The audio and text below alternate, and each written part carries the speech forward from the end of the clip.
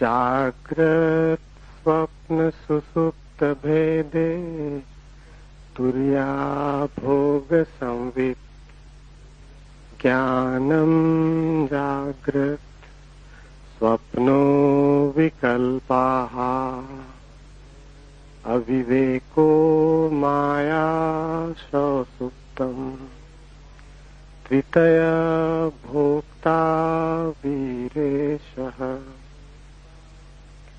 जागृत स्वप्न सुसुप्ति इन तीनों अवस्थाओं को पृथक रूप से जानने से तुरीयावस्था का भी ज्ञान हो जाता है। ज्ञान का बना रहना ही जागृत अवस्था है, विकल्प ही स्वप्न है। अविवेक अर्थात स्वबोध का अभाव मायामय सुसुप्ति है।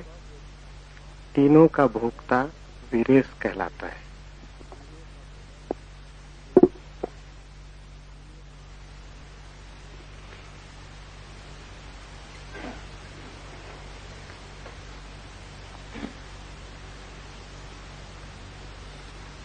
जागृत, स्वप्न और सुसुप्ति इन तीनों अवस्थाओं को पृथक रूप से जानने से तुरीयावस्था का भी ज्ञान हो जाता है। तुरीया है चौथी अवस्था। तुरीयावस्था का अर्थ है परम ज्ञान। तुरीयावस्था का अर्थ है कि किसी प्रकार का अंधकार भीतर न रह जाए, सभी ज्योतिर्मय हो उठे, जरा सा कोना भी अंतस का अंधकारपूर्ण न हो, कुछ भी न बचे भीतर जिसके प्रति हम जागृत नहीं हो गए। बाहर और भीतर सब ओर जागृति का प्रकाश फैल जाए। अभी जहां हम हैं वहां या तो हम जागृत होते या हम स्वप्न में होते या हम सुसुप्ति में होते। चौथे का हमें कुछ भी पता नहीं। जब हम जागृत होते हैं तो बाहर का जगत तो दिखाई पड़ता है, हम खुद अंधेरे में होते। वस्तुएं तो दिखाई पड़ती हैं लेकिन स्वयं का कोई बोध नहीं होता। संसार तो दिखाई पड़ता है लेकिन आत्मा की कोई प्रतीति नहीं होती। ये आधी जागृत अवस्था है जिसको हम जागरण कहते हैं। सुबह नींद से उठकर वो अधूरा जागरण है, और अधूरा भी कीमती नहीं, क्योंकि व्यर्थ तो दिखाई पड़ता है और सार्थक दिखाई नहीं पड़ता। कूड़ा करकट तो दिखाई पड़ता है, हीरे अंधेरे में खो जाते। खुद तो हम दिखाई नहीं पड़ते कि कौन है, और सारा संसार दिखाई पड़ता है। दूसरी अवस्था है स्वप्न की। हम तो दिखाई पड़ते ही नहीं स्वप्न में, बाहर का संसार भी खो जाता है। सिर्फ संसार से बने हुए प्रतिबिंब मन में तैरते, उन्हीं प्रतिबिंबों को हम जानते और देखते।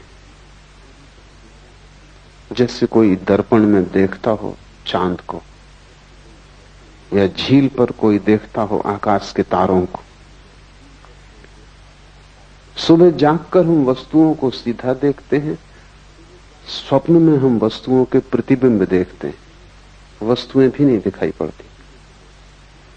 और तीसरी अवस्था है जिससे हम परिचित हैं, बाहर का जगत भी खो जाता है, वस्तुओं का जगत भी अंधेरे में हो जाता है, और प्रतिबिंब भी नहीं दिखाई पड़ते, स्वप्न भी तिरोहित हो जाता है।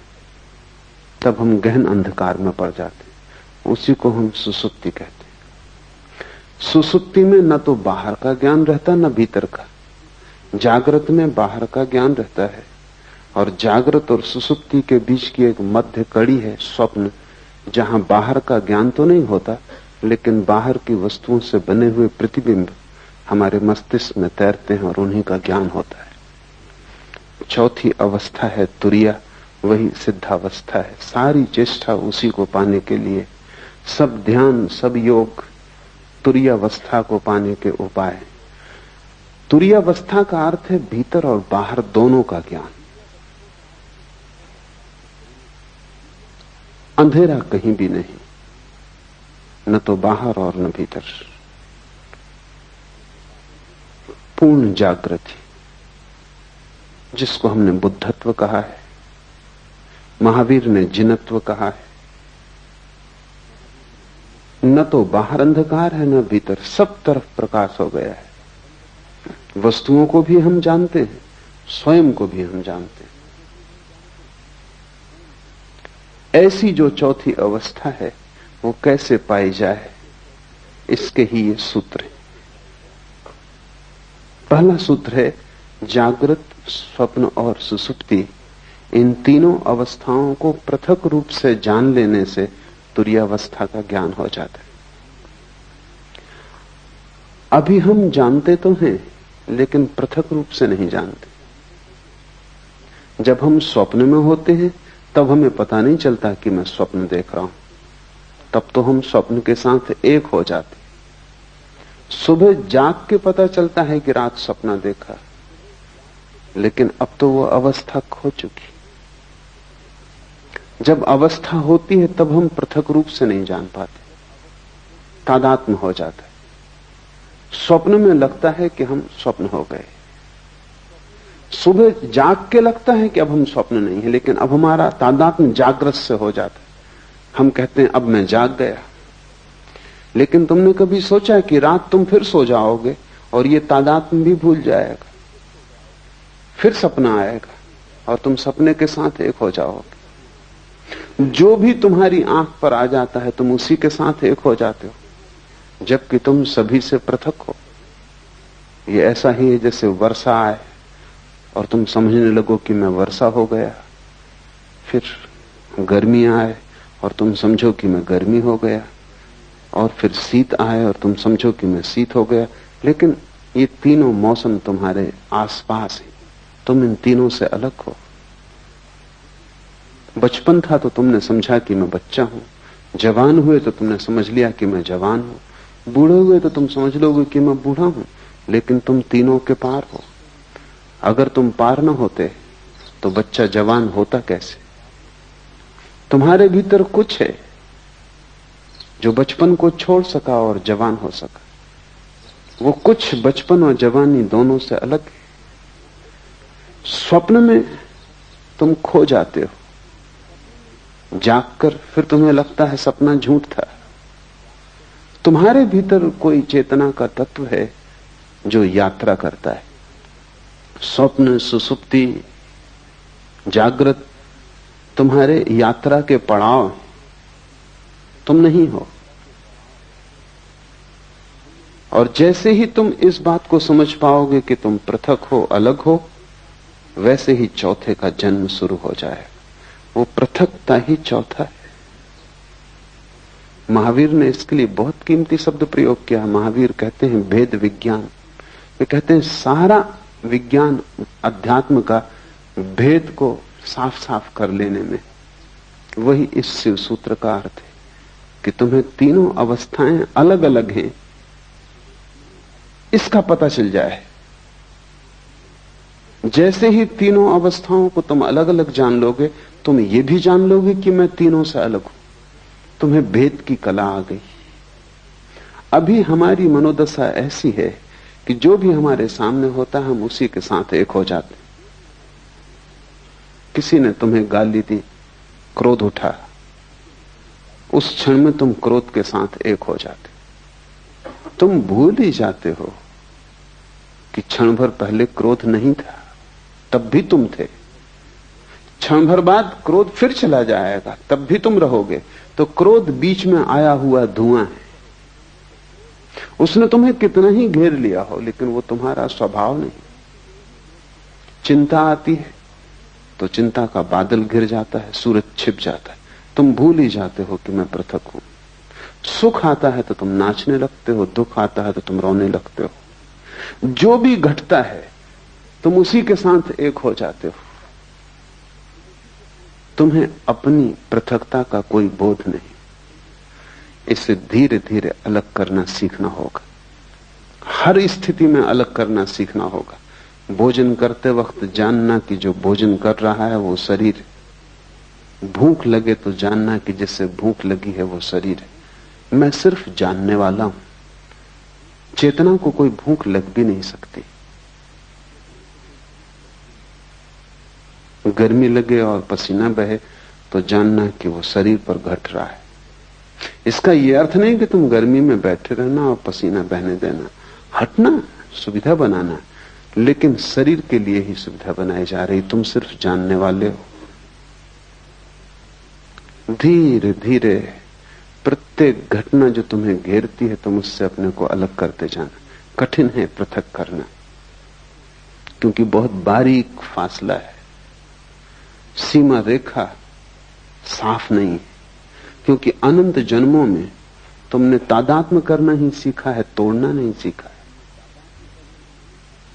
तुमने हमेशा अपने को जोड़ना सीखा है स्थितियों के साथ। तुम तोड़ने की बात ही भूल गए। इसका नाम ही बेहोशी है, ये जो तुमने जोड़ना सीख लिया है। एक सुबह मुल्ला नसरुद्दीन अस्पताल में अपने मित्र के पास बैठा। मित्र ने आंख खोली और उसने कहा कि नसरुद्दीन क्या हुआ? मुझे कुछ याद भी नहीं आता। नसरुद्दीन ने कहा कि रात तुम जरा ज्यादा पी गए और फिर तुम खिड़की पे चढ़ गए और तुमने कहा कि मैं उड़ सकता हूं, और तुम उड़ गए। 3 मंजिल मकान पर थे।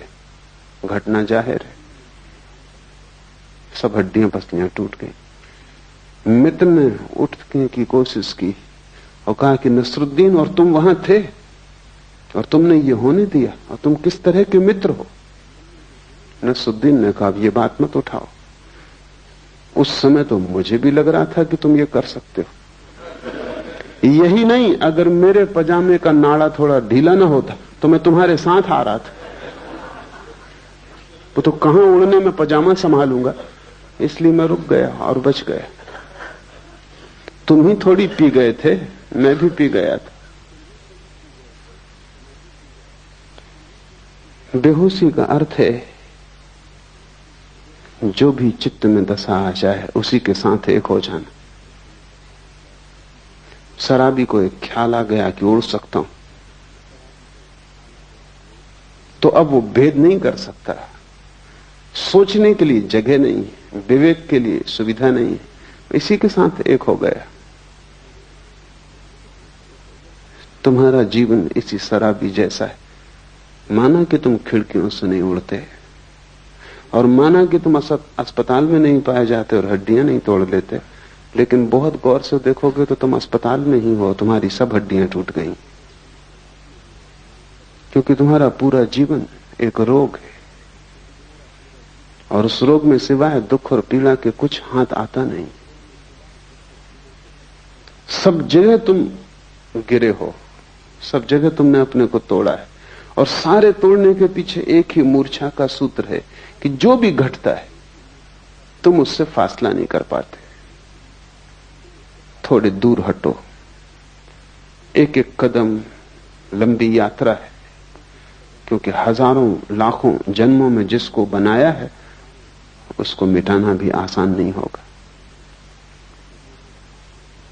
पर टूटना हो जाता है, क्योंकि वही सत्य है। तुमने जो भी बना लिया है वो असत्य है। इसलिए हिंदू इसे माया कहते हैं।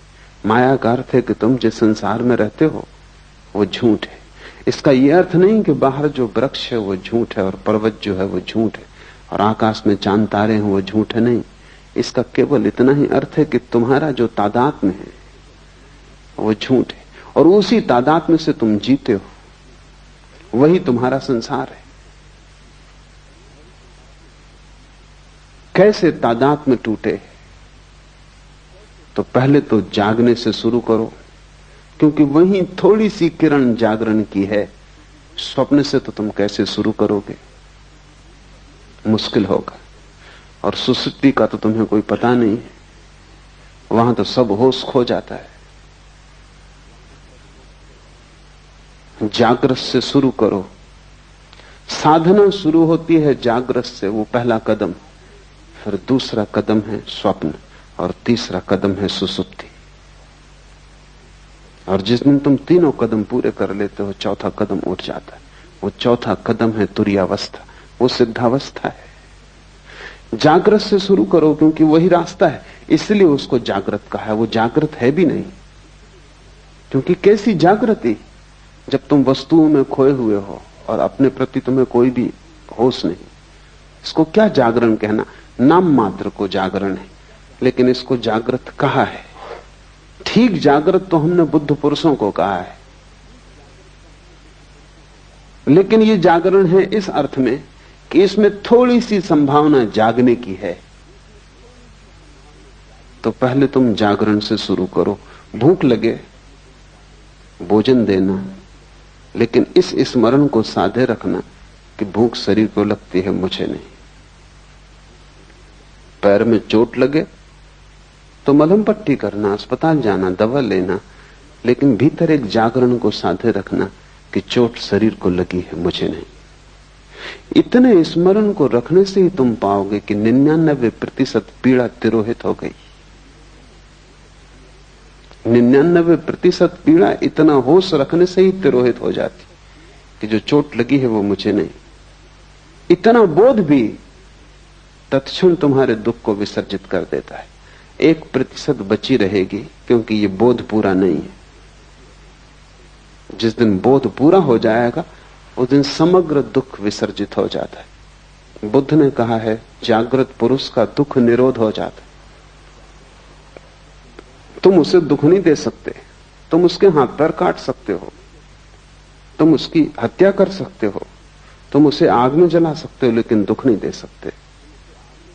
क्योंकि प्रतिपल जो भी घट रहा है वो उससे अलग है। तो जागने से शुरू करो। रास्ते पे चलना जरूर, लेकिन ध्यान रखना कि तुम नहीं चल रहे हो, शरीर ही चल रहा है। तुम कभी चले भी नहीं। तुम चलोगे कैसे? आत्मा का कोई पैर है कि वो चल सके? आत्मा का कोई पेट है कि उसे भूख लग सके? आत्मा की कोई भी वासना नहीं है, सभी वासना शरीर की। आत्मा निर्वासना है, इसलिए न चलती है न चल सकती है। तुम्हारा शरीर ही चल रहा है। इसे जब तक होश रहे संभालने की कोशिश करो। धीरे धीरे धीरे एक बड़ा अनूठा आह्लादकारी अनुभव होगा कि रास्ते पर तुम चलते हुए अचानक किसी दिन पाओगे कि तुम्हारे भीतर 2 हिस्से हो गए। एक चल रहा है और एक नहीं चल रहा है। एक भोजन कर रहा है और एक नहीं भोजन कर रहा है। उपनिषद कहते हैं, एक ही वृक्ष पर बैठे हैं 2 पक्षी। ऊपर का पक्षी शांत है, न हिलता न डुलता, न रोता न हंसता, न आता न जाता, बस बैठा है शांत। नीचे का पक्षी बड़ा बेचैन, इस डाल से उस डाल पर उछलता है, इस फल को पकड़ता है, उसको पकड़ता है, बड़े सपने देखता है, बड़ी दौड़ धूप करता है। वो दोनों पक्षी तुम्हारे भीतर है। वो जो वृक्ष है वो तुम हो। एक तुम्हारे भीतर पक्षी है जो कभी हिला डुला नहीं, जो बस बैठा देख रहा है। उस पक्षी को हमने साक्षी कहा है। जीसस ने कहा है, एक ही बिस्तर पर तुम सोते हो, उसमें एक मरा हुआ है और एक सदा जीवित, और एक सदा से मरा हुआ है और एक सदा जीवित रहेगा। वो बिस्तर तुम ही हो। जब रात तुम बिस्तर पे सोते हो तो एक उसमें मुर्दा है और एक उसमें शाश्वत चैतन्य है। पर फर्क करना, फासला करना, कठिन श्रम, उद्यम की जरूरत है। तो पहले तो तुम दिन से कोशिश करो। सुबह जब उठते हो, जब पहली किरण आती है होश की, तभी से तुम साधने की कोशिश करो। हजारों प्रयास करोगे तब कहीं एक प्रयास सफल होगा। पर एक भी सफल हो जाए तो तुम पाओगे कि हजारों साल भी मेहनत करनी महंगी नहीं थी। क्योंकि एक क्षण को भी तुम्हें यह पता चल जाए कि जो चल रहा है वो तुम नहीं, जो रुका है वो तुम हो, जो वासना से भरा है वो तुम नहीं, जो सदा निर्वासना है वो तुम हो, जो मरण धर्म है वो तुम नहीं, जो अमृत का स्रोत है वो तुम हो। एक क्षण को भी इसका पता चल जाए तो एक क्षण को भी तुम महावीर या बुद्ध हो जाओ या शिवत्व को उपलब्ध हो जाओ तो तुमने महासंपदा का द्वार खोल लिया। फिर यात्रा सरल है। स्वाद के बाद यात्रा बड़ी सरल है, स्वाद के पहले ही सारी कठिनाई है। दिन से शुरू करो, और अगर तुमने दिन से शुरू किया तो तुम धीरे धीरे सफल हो जाओगे, स्वप्न में भी। गुरुजी इस सदी का एक बहुत बड़ा गुरु, महागुरु, वो अपने साधकों को पहले तो दिन में होश रखना सिखाता था, फिर स्वप्न में होश रखना सिखाता था। तो उसकी प्रक्रिया थी कि जब तुम सोने लगो तब एक ही बात स्मरण रखो कि ये स्वप्न है। अभी स्वप्न शुरू नहीं हुआ, तुम अभी जागे हो, तभी से तुम ये सूत्र अपने भीतर दोहराने लगो कि जो मैं देख रहा हूं ये स्वप्न है। कमरे को चारों तरफ देखो और ये भाव मन में गहरा करो कि जो मैं देख रहा हूं ये स्वप्न है। बिस्तर को छुओ और ये भाव गहरा करो कि जो मैं छू रहा हूं ये स्वप्न है। अपने हाथ को ही अपने हाथ से स्पर्श करो और अनुभव करो कि जो मैं छू रहा हूं ये स्वप्न है। ऐसे भाव को करते करते तुम सो जाओ, ये भाव की सतत धारा तुम्हारे भीतर बनी रहेगी। कुछ ही दिनों में तुम पाओगे कि बीच स्वप्न में तुम्हें अचानक याद आ जाता है कि ये स्वप्न है, और जैसे ही याद आता है स्वप्न उसी क्षण टूट जाता है, क्योंकि स्वप्न के चलने के लिए मूर्छा जरूरी है। वो बिना मूर्छा के स्वप्न नहीं चल सकता। बीच स्वप्न में तुम्हें याद आ जाएगा ये स्वप्न है और स्वप्न टूट जाएगा, और तुम इतने आनंद से भर जाओगे, उस आनंद को तुमने कभी जाना भी नहीं। नींद टूट जाएगी, स्वप्न बिखर जाएगा और एक गहरा प्रकाश तुम्हें घेर लेगा। ज्ञानी पुरुष के स्वप्न तिरोहित हो जाते, क्योंकि नींद में भी वो स्मरण रख पाता है कि ये स्वप्न है। भारत ने इसके बड़े अनूठे प्रयोग किए। शंकर वेदांत में सारे जगत को माया की जो धारणा है वो इसी का एक प्रयोग है। सन्यासी को 24 घंटे स्मरण रखना है कि जो भी हो रहा है सब स्वप्न है। जागते भी, रास्ते से गुजरते, बाजार में बैठे हुए भी स्मरण रखना है कि जो भी है सब स्वप्न है। ये क्यों? ये एक प्रयोग है, एक प्रक्रिया है, एक विधि है। अगर तुमने 8 घंटे जागते में स्मरण रखा कि जो भी हो रहा है ये स्वप्न है, तो ये स्मरण इतना गहरा हो जाएगा कि जब रात स्वप्न भी चलेगा तब तुम वहां भी याद रख सकोगे, वहां भी तुम याद रख सकोगे कि ये स्वप्न। अभी तुम याद नहीं रख पाते। अगर ठीक से समझो तो अभी भी तुम उल्टे अर्थों में यही कर रहे हो। 24 घंटे जब तुम जागते हो तब तुम समझते हो जो भी देख रहा हूं ये सत्य है। इसी प्रतीति के कारण रात सपने को देख के भी तुम समझते हो कि जो मैं देख रहा हूं वो सत्य है, क्योंकि ये प्रतीति गहरी हो जाती। सपने से झूठा और क्या होगा। और तुमने कितनी बार रोज सुबह उठ के नहीं पाया कि सपना झूठा है, व्यर्थ है, लेकिन फिर दोबारा तुम सोते हो और फिर वही भूल होती। क्यों ये भूल बार बार होती? इस भूल के पीछे कोई बहुत गहरा कारण होना चाहिए। वो कारण यह है कि तुम जो भी देखते हो जागृत में उसको तुम समझते हो ये सत्य।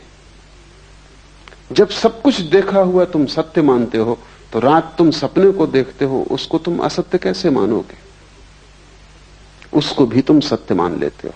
इससे उल्टा प्रयोग माया का है। तुम जो भी देखते हो उसे दिन भर स्मरण रखते हो कि यह असत्य, बार बार भूलते हो, फिर याद को संभालते हो, फिर स्मरण लाते हो कि यह असत्य है। ये सब जो मैं देख रहा हूं चारों तरफ एक बड़ा नाटक है, और मैं दर्शक से ज्यादा नहीं। मैं भोगता नहीं हूं, करता नहीं हूं, सिर्फ साक्षी हूं।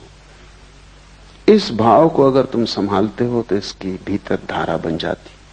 तब रात सपना टूट जाता है, और जिसका सपना टूट गया उसकी बड़ी उपलब्धि है। जब सपना टूट जाए तो फिर तीसरा चरण उठाया जा सकता है।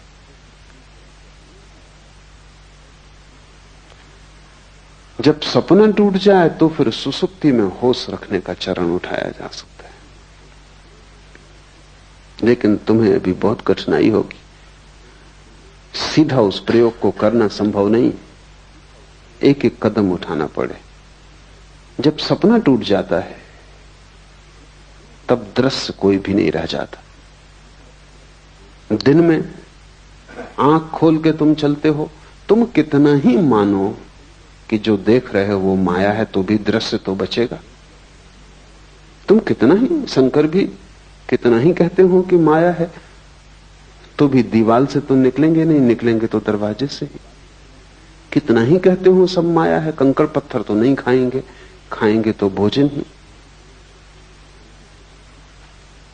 कितना ही कहते हो माया है, फिर भी तुम होगे तभी बोलेंगे, तुम नहीं होगे तो नहीं बोलेंगे। इसलिए बाहर के जगत के साथ तुम कितनी ही मान्यता को गहन कर लो कि ये माया है, बाहर का जगत तो बना रहेगा, मिट नहीं जाएगा। कोई पत्थर मारेगा फेंक कर तो सिर टूटेगा, खून बहेगा, तुम दुखी मत होगे, तुम पीड़ा नहीं लोगे, तुम कहोगे सब माया है, तुम अपने को दूर रखोगे, लेकिन फिर भी घटना तो घटेगी। लेकिन स्वप्न में एक अनूठी बात है, वो बिल्कुल माया है, इसलिए वहां एक अनूठा प्रयोग हो जाता है। जैसे ही तुम समझते हो कि सपना माया है, सपना खो जाता है, दृश्य विलीन हो जाता है। और जब दृश्य विलीन हो जाता है तभी दृष्टा के प्रति आंख जा सकती है। जब तक दृश्य मौजूद रहता है तब तक तुम बाहर ही देखते हो, क्योंकि दृश्य आकर्षित करता रहता है। जब दृश्य खो जाता है, पर्दा खाली हो जाता है, पर्दा भी नहीं रह जाता, तब तुम अकेले छूटते हो। इसलिए ध्यानी आंख बंद करके ध्यान करता है, क्योंकि इस संसार को माया कहना एक विधि है। ये संसार वास्तविक है, ये तुम्हारे सोचने पर निर्भर नहीं। अगर ये स्वप्न भी है तो ब्रह्म का है, ये तुम्हारा स्वप्न नहीं है। लेकिन तुम्हारे निजी सपने हैं, वे रात में घटते हैं। इसलिए बड़ी क्रांतिकारी घटना तो तब घटती जब तुम निजी स्वप्न को तोड़ देते हो। आकाश खाली हो जाता है, वहां देखने को कुछ नहीं बचता। नाटक समाप्त हुआ, घर जाने का वक्त आ गया। अब तुम करोगे भी क्या बैठे बैठे? इस घड़ी में अचानक आंख मुड़ती है, क्योंकि बाहर कुछ भी खोजने को नहीं रह जाता, देखने को नहीं रह जाता, सोचने को नहीं रह जाता, कोई दृश्य नहीं बचता। तो जो ऊर्जा दृश्य की तरफ जाती थी वो स्वयं की तरफ मुड़ती। स्वयं की तरफ मुड़ती हुई ऊर्जा ही ध्यान है। और जैसे ही स्वयं की तरफ मुड़ती, तब तुम सुसुप्ति में भी होश रख सकते हो, क्योंकि तुम तो होते हो। संसार नहीं होता सुसुप्ति में, स्वप्न नहीं होता सुसुप्ति में, क्योंकि तुम दोनों को देखने में अटके थे, इसलिए सुसुप्ति में बेहोशी रहती थी। अब तुम्हारी अटक टूट गई, अब दृश्य से तुम्हारा कोई संबंध न रहा। अब दृश्य के बिना भी तुम हो सकते हो। अब दिया जलता है, उसकी दिए को कोई फिक्र नहीं कि दिए के प्रकाश में कोई गुजरता है या नहीं गुजरता। अब तुम्हारा जीवन भीतर की तरफ मुड़ेगा, तब तुम सुसुप्ति में जाग जाओगे। स्वप्न के टूटने पर जो प्रयोग करने का है वो ये है कि जैसे ही स्वप्न टूट जाए आंख मत खोलना, क्योंकि आंख खोली तो जगत बाहर मौजूद है, फिर दृश्य मिल जाएगा। जब स्वप्न टूट जाए तो आंख मत खोलना, गौर से देखे चले जाना शून्य को। स्वप्न खो गया, जहां स्वप्न था अब वहां स्वप्न नहीं। तुम गौर से उस शून्य को देखे चले जाना। उस शून्य को देखने में ही तुम पाओगे कि तुम्हारी चेतना भीतर की तरफ मुड़ने लगी, अंतर्मुखी हो गई। तब तुम सुसुप्ति में भी जागे रहोगे। यही कृष्ण ने गीता में कहा है कि जब सब सो जाते हैं तब भी योगी जागता है। जो सबके लिए निद्रा है वो योगी के लिए निद्रा नहीं, वो सुसुप्ति में भी जागा हुआ है। और जब तुम तीनों को पृथक पृथक देख लेते हो तब तुम चौथे हो गए, अपने आप चौथे हो गए। तुरी का अर्थ है चौथा, द फोर्थ। उस शब्द का और कोई अर्थ नहीं, उसे कोई शब्द का अर्थ देने की जरूरत भी नहीं है, बस चौथा कहना काफी है, क्योंकि सभी अर्थ उसको बांध लेंगे, सभी शब्दों से बांध लेंगे। सिर्फ इशारा काफी है, क्योंकि वो अनंत है और असीम है। जैसे ही तुम तीन के बाहर हुए तुम परमात्मा हो। इन तीन में तुम प्रविष्ट हो गए हो, इसीलिए संकीर्ण हो गए हो। ये ऐसा ही है जैसे कि तुम खुले आकाश से एक टनल में, एक बोगदे में प्रवेश कर जाओ और बोगदा छोटा होता जाए। इंद्रियों तक आते आते तुम बिल्कुल संकीर्ण हो गए हो। पीछे लौटना है। जैसे जैसे तुम पीछे लौटते हो तुम्हारा आकाश बड़ा होता जाता है। जिस क्षण तुम तीनों के पार अपने को देख लेते हो उस दिन तुम महाकाश हो, उस दिन तुम परमात्मा हो। ऐसे ही जैसे कि कोई आदमी दूरबीन से देखता है आकाश को, दूरबीन का छोटा सा छेद वो अपनी सारी आंखों को उसी पे लगा देता है, फिर दूरबीन से आंखें हटाता है, तब उसे पता चलता है कि मैं दूरबीन नहीं हूं। तुम भी आंख नहीं हो, लेकिन आंख पर तुम कई जन्मों से टिके हो। तुम कान नहीं हो, लेकिन कान से तुम कई जन्मों से सुन रहे हो। तुम हाथ नहीं हो, लेकिन हाथ से तुम कई जन्मों से छू रहे हो। बस तुम दूरबीन से बंध गए हो। तुम्हारी हालत वैसी हो गई जैसे किसी वैज्ञानिक को दूरबीन बंध गई हो। अब वो दूरबीन को आंख से बांधे हुए घूम रहा है। तुम उसको कितना ही कहो कि दूरबीन उतार के रखो, ये तुम नहीं हो, पर वो दूरबीन से ही देख सकता है और भूल ही गया है। ये विस्मृति है। इस विस्मृति को तोड़ने की प्रक्रिया है। जागृत से शुरू करो, सुसुप्ति पर पूर्ण होने दो। जागृत, स्वप्न और सुसुप्ति, इन तीनों अवस्थाओं को पृथक रूप से जानने से तुरीय अवस्था का भी ज्ञान हो जाता है। इसे शुरू करो और धीरे धीरे बढ़ते जाओ। जिस दिन तुम्हें गहरी नींद में होश रह जाए उस दिन जान लेना तुम में, बुद्ध में, महावीर में, शिव में अब कोई अंतर न रहा। लेकिन तुम उल्टा ही काम कर रहे हो। तुम जागरण में भी ठीक जागे हुए नहीं हो तो तुम सुसुप्ति में कैसे जागोगे? तुम यहां भी सोए हुए हो। तुम्हारा जागरण नाम मात्र को है। तुम्हें भ्रम पैदा होता है कि तुम जागे हो क्योंकि तुम काम चलाओ, काम निपटा लेते हो। साइकिल चला लेते हो, तुम सोचते हो तुम जागे हुए हो। कार चला लेते हो, तुम सोचते हो तुम जागे हुए हो। लेकिन तुमने कभी ख्याल किया कि ये सब ऑटोमेटिक हो गया है, यंत्रवत हो गया है। साइकिल चलाने वाला सोचता भी नहीं कि अब बाएं मुड़ना है, अब दाएं मुड़ना है। वो अपने मन में लगा रहता है। साइकिल बाएं मुड़ती, दाएं मुड़ती, वो अपने घर पहुंच जाता है। सोचना या होशपूर्वक चलने की कोई जरूरत नहीं। सब यंत्रवत हो गया है, आदत हो गई।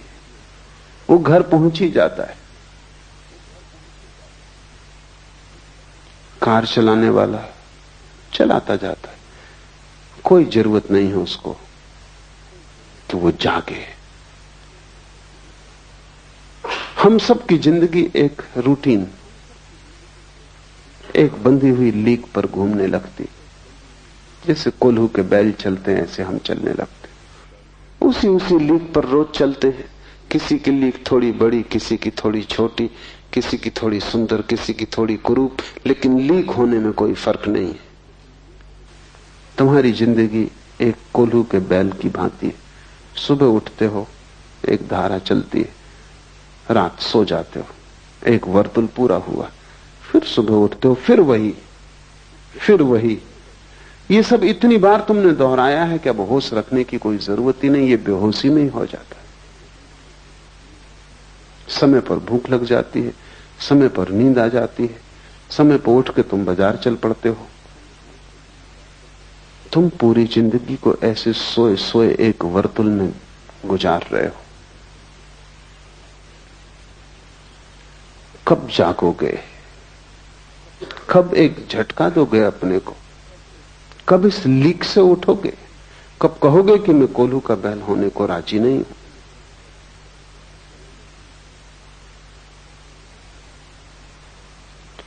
जिस दिन तुम्हें झटका देने का ख्याल आ जाएगा, उसी दिन से परमात्मा की यात्रा शुरू हो जाती। मंदिर जाने से तुम धार्मिक नहीं होते, क्योंकि वो भी तुम्हारी कोल्हू की लीक का हिस्सा है। तुम वहां भी चले जाते हो क्योंकि तुम सदा जाते रहे हो, क्योंकि तुम्हारे मां बाप जाते रहे, उनके मां बाप जाते रहे इसी मंदिर में, इसी शास्त्र को तुम पढ़ते रहे हो, तो तुम पढ़ते चले जाते हो। लेकिन ये कोल्हू की लीक है। क्या तुम कभी होशपूर्वक मंदिर गए? होशपूर्वक अगर तुम जा सको तो मंदिर जाने की जरूरत न रह जाएगी। जहां होश हो जाएगा तुम वहीं पाओगे मंदिर। होश मंदिर है। लेकिन ईसाई चला जा रहा है चर्च की तरफ, सिख चला जा रहा है गुरुद्वारा की तरफ, हिंदू चला जा रहा है मंदिर की तरफ, बंधे हुए अपनी अपनी लीक पर। तुम्हारी ये सोई सोई अवस्था तुम्हारे अतिरिक्त कोई भी नहीं तोड़ सकता। तो पहली बात जान लेनी जरूरी है कि तुम्हारा जागृत भी सोया हुआ है और योगी का सुसुप्ति भी जागी हुई होती। तुम बिल्कुल उल्टे योगी हो। और जिस दिन तुम इससे विपरीत हो जाओगे, उसी दिन जीवन का सार सूत्र तुम्हारे हाथ आ जाएगा। तीनों को अलग अलग जान लो तो जानने वाला तीनों से अलग हो जाता है। तुम मात्र ज्ञान हो, इसके अतिरिक्त कुछ भी नहीं। तुम सिर्फ होश मात्र हो, लेकिन तीनों से अपने को तोड़ो। पढ़ता था मैं एक सूफी फकीर के संबंध में, जुन्नत के बाबत। कोई उसे गाली दे जाता तो वो कहता कि कल आके उत्तर दूंगा। कल जाके कहता कि अब उत्तर की कोई जरूरत नहीं। तो आदमी पूछता कि कल मैंने गाली दी, कल तुमने क्यों उत्तर न दिया? कि तुम अनूठे आदमी हो, गाली किसी को दो तो वो उसी वक्त उत्तर देता, क्षण भर नहीं रुकता। जुन्नद ने कहा कि मेरे गुरु ने कहा है कि अगर जल्दी की तो मूर्छा हो जाती, तो थोड़ा वक्त देना। कोई गाली दे, उसी वक्त अगर उत्तर दिया तो उत्तर मूर्छा में दिया जाएगा, क्योंकि गाली तुम्हें घेरे होगी, उसका ताप तुम्हें पकड़े होगा, उसका धुआं अभी आंखों में होगा। थोड़ा बादल को गुजर जाने दो, 24 घंटे का वक्त दो, फिर उत्तर देना। और जुन्नैद कहता कि मेरा गुरु बहुत चालबाज आदमी था, क्योंकि जब से मैं उत्तर ही नहीं दे पाया। 24 घंटा कोई रुक जाए क्रोध करने को तो तुम सोचते हो क्रोध कर पाएगा। 24 मिनट भी रुक जाए तो क्रोध असंभव है, 24 सेकंड रुक जाए तो क्रोध असंभव है। सच तो यह है कि 1 सेकंड भी अगर रुक जाए और देख ले तो क्रोध असंभव है। लेकिन तुम रुकते ही नहीं। उधर किसी ने गाली दी, जैसे किसी ने बिजली का बटन दबाया, इधर तुम्हारा पंखा चला। इसमें रत्ती भर का फासला नहीं है, इसमें जरा सी भी संद नहीं है, और तुम सोचते हो कि तुम बड़े होशपूर्ण हो। तुम मालिक भी नहीं हो अपने। बेहोश आदमी अपना मालिक हो भी नहीं सकता। कोई भी बटन दबाता है और तुम्हें चलाता है। कोई आया, तुम्हारी खुशामद की और तुम खिलखिला गए, गदगद हो गए।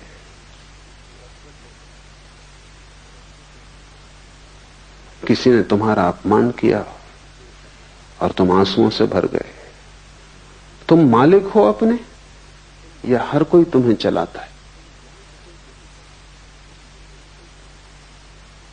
और जो तुम्हें चला रहे हैं वो भी अपने मालिक नहीं, तुम गुलामों के गुलाम हो। और बड़ा मजा है कि सब एक दूसरे को चलाने में कुशल है। और उनमें से एक भी होश में नहीं। इससे बड़ा और कोई अपमान नहीं हो सकता आत्मा का कि हर कोई तुम्हें जलाता है। मुल्ला नसरुद्दीन एक दफ्तर में काम करता था। सभी नाराज थे उसके काम से, क्योंकि काम तो कुछ था ही नहीं। या तो वो सोया रहता या झपकी खाता रहता। आखिर दफ्तर के लोग परेशान इतने हो गए कि धीरे धीरे लोगों ने उसको कहना भी शुरू कर दिया। मालिक ने भी कहा, डांटा डपटा भी, लेकिन उसमें कुछ फर्क ना हुआ। इतना अपमान और सब उपद्रव के कारण उसने इस्तीफा दिया। बदलना तो मुश्किल था, इस्तीफा देना आसान था। बहुत से लोग जो संसार से भागते हैं सन्यास की तरफ, वो इस्तीफा दे रहे हैं। बदलना तो मुश्किल है, इस्तीफा देना सदा आसान। उसने इस्तीफा दिया। सारा दफ्तर प्रसन्न हुआ इस्तीफे से। लोग इतने प्रसन्न हो गए कि मालिक ने कहा कि अब जब अपनी तरफ से जा रहा है तो विदाई समारोह करना उचित है। और हम इतने परेशान थे इससे, और ये छोड़ रहा है, और छुड़ाने का कोई उपाय नहीं था। एक बोझ हो गया था, इसलिए ठीक से, और सच में ही खुश थे वो, इसलिए विदाई समारोह काफी अच्छी तरह आयोजित किया। मिठाई, खाना पीना सब इकट्ठे हुए। नसरुद्दीन बड़ा हैरान हुआ, और सभी ने दो दो शब्द उसकी प्रशंसा में भी कहे। क्योंकि विदाई के वक्त नसरुद्दीन खड़ा हुआ गदगद, आंख से आंसू झर रहे हैं। उसने कहा, मैं अपना इस्तीफा वापस ले। मुझे पता ही नहीं था कि तुम सब इतना प्रेम मेरे लिए करते। अब इस जीवन में यहां से जाने का कोई कार्य नहीं।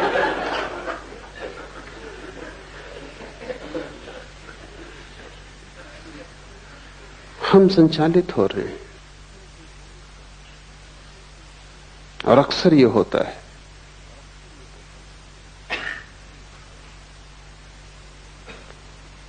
कि चारों तरफ पूरा संसार एक एक व्यक्ति को चला रहा है, और मौसम चारों तरफ बदलता रहता है, हजारों तरह के लोग हैं।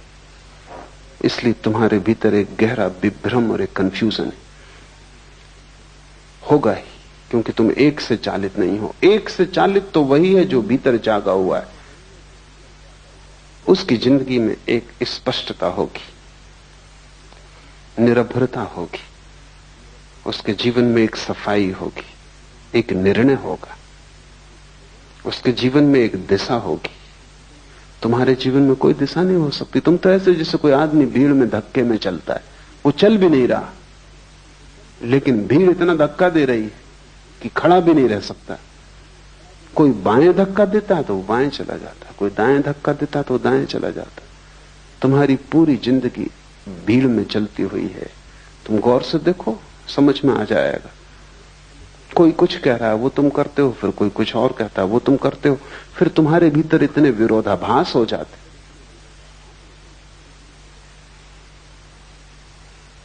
एक आदमी मेरे परिचित हैं, चोट लग गई थी, थोड़ी सी चोट थी, रिक्शा उलट गया था, फिर अस्पताल से भी छूट गए, फिर 6 महीने भी बीत गए, भले चंगे भी हो गए, लेकिन फिर भी वो अपनी बैसाखी। तो मैं उनको पूछा, कब ये बैसाखी कब छोड़ोगे? कहते, छोड़ना तो मैं भी चाहता हूं, मेरा डॉक्टर कहता है बेकार है, लेकिन मेरा वकील कहता है अभी रखो, जब तक मुकदमा तय ना हो जाए। तो किसकी सुनूं? तुम्हारा वकील कुछ कहता, तुम्हारा डॉक्टर कुछ कहता, पत्नी कुछ कहती, पति कुछ कहता, बेटा कुछ कहता, बाप कुछ कहता। चारों तरफ तुम्हें चलाने वाले मालिक, करोड़ों मालिक हैं, और तुम अकेले हो, और तुम सबकी सुनते हो। जो भी दबा देता है उसी की सुनते हो। तब तुम्हारे भीतर सब दरारें बढ़ जाती हैं, खंड खंड हो जाता है व्यक्तित्व। जब तक तुम भीतर की न सुनोगे तब तक तुम अखंड नहीं हो सकते। मैं सन्यासी उसे कहता हूं जिसने भीतर की आवाज सुननी शुरू कर दी, और जब वो भीतर की आवाज पर सब दांव लगाने को राजी। लेकिन भीतर की आवाज तुम्हें समझ में भी ना आएगी जब तक तुम बेहोश हो। तब तक अगर तुमने भीतर की आवाज समझी भी कि ये भीतर की है तो वो भीतर की ना होगी, वो भी बाहर की आवाज होगी। बेहोश आदमी को भीतर की आवाज का क्या पता। नहीं तो दिल्ली में बैठे सभी राजनीतिक अंतरात्मा की आवाज की बात करते हैं। इंदिरा, गिरी, अंतरात्मा की आवाज। अंतरात्मा का पता कैसे सोए हुए आदमी को? कौन सी आवाज अंतरात्मा की तुम्हें कैसे पता? जो भी आवाज तुम्हारी वासनाओं को तृप्त करती मालूम पड़ती, अंतर्वासना की आवाज, उसे तुम अंतरात्मा की आवाज कहते हो।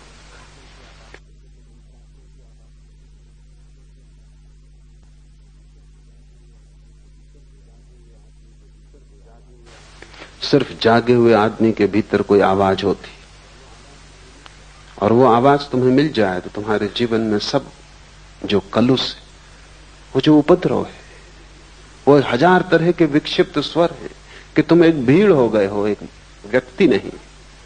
तुम एक बाजार की तरह हो जिसमें सब चल रहा है। बंबई का शेयर बाजार हो तुम, सब चल रहा है। कुछ समझ में नहीं आता। कोई नए आदमी को तो समझ में ना आया कि तुम क्या हो।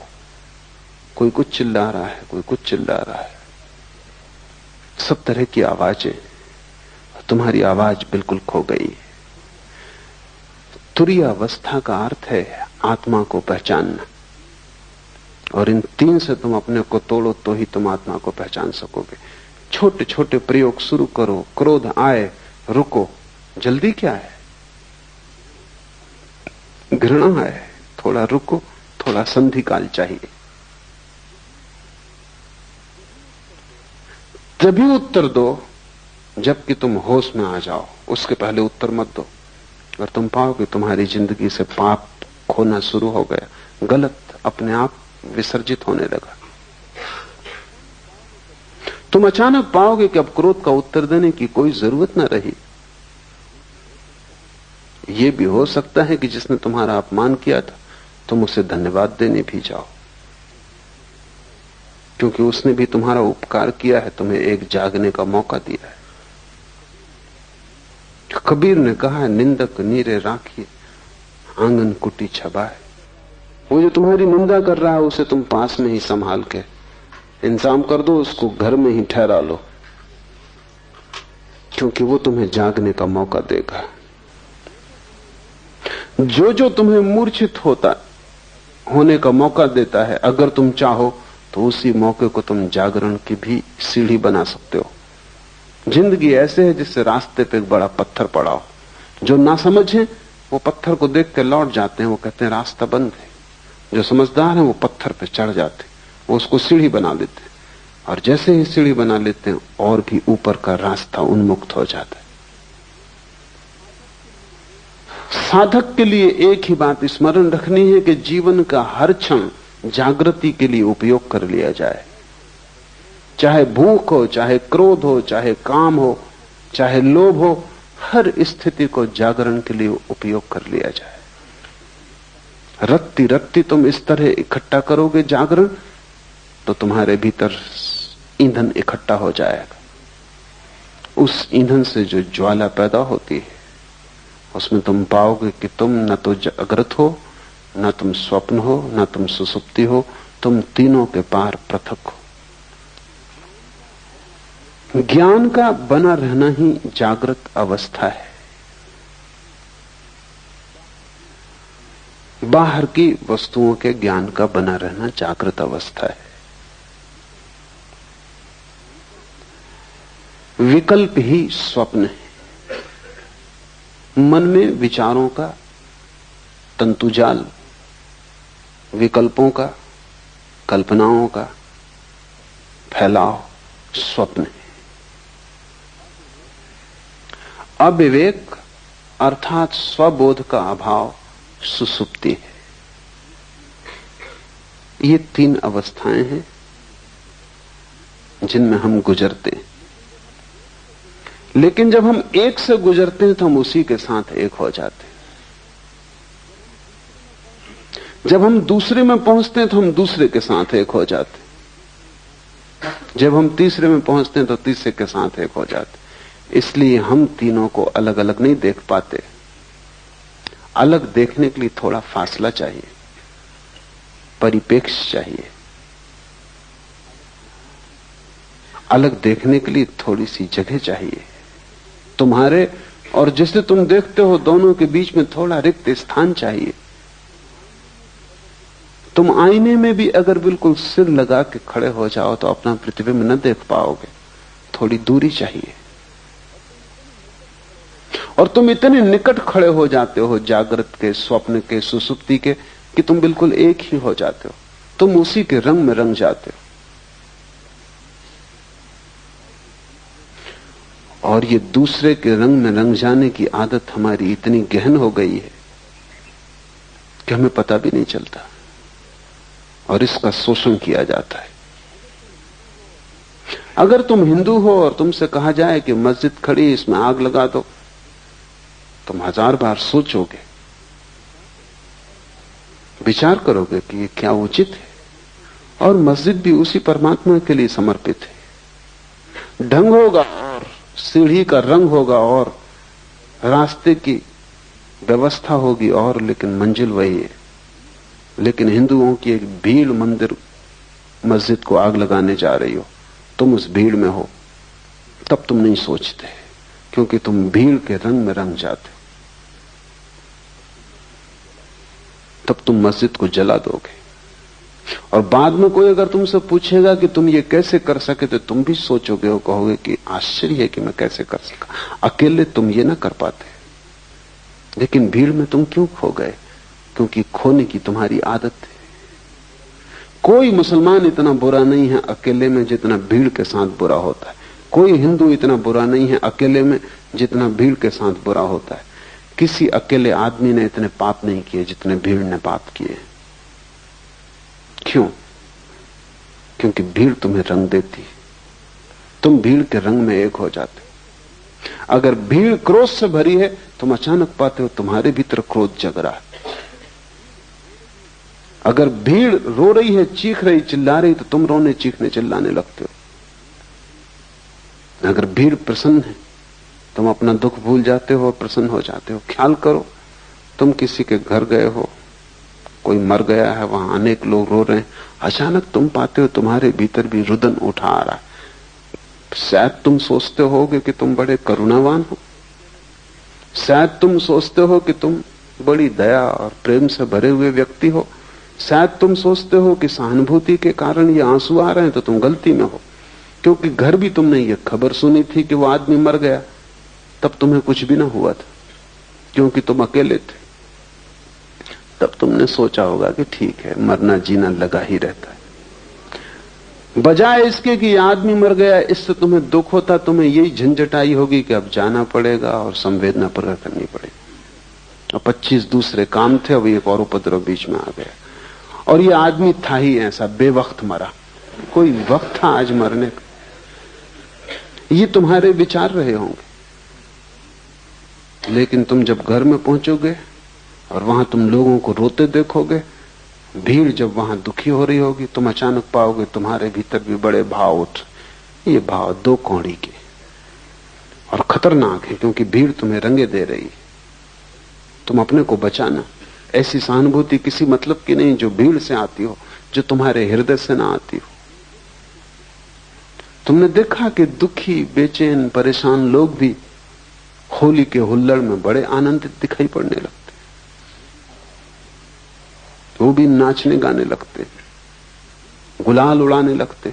जिनकी जिंदगी में गुलाल बिल्कुल भी नहीं है, और जिनकी जिंदगी में कभी कोई खुशी, कोई गीत नहीं देखा गया, अचानक रास्तों पर रंग फेंक रहे।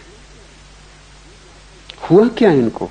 यही आदमी कल चला जा रहा था, मरा मरा, इसका पैर नहीं उठ रहा था, इसकी जिंदगी ऐसी थी जैसे